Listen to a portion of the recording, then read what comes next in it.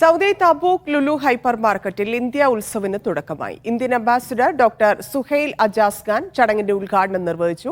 Indian ഭക്ഷ്യ ഉൽപ്പന്നങ്ങളുടെ പ്രചാരണം ലക്ഷ്യം വെച്ചാണ് ഇന്ത്യ ഉത്സവ് സംഘടിപ്പിക്കുന്നത്. ഇന്ത്യ സൗദി വാണിജ്യ ബന്ധത്തിനും സാംസ്കാരിക വിനിമയത്തിനും ആക്കം കൂട്ടുന്നതിന്റെ ഭാഗമായാണ് ഇന്ത്യ ഉത്സവ് സംഘടിപ്പിച്ചത്.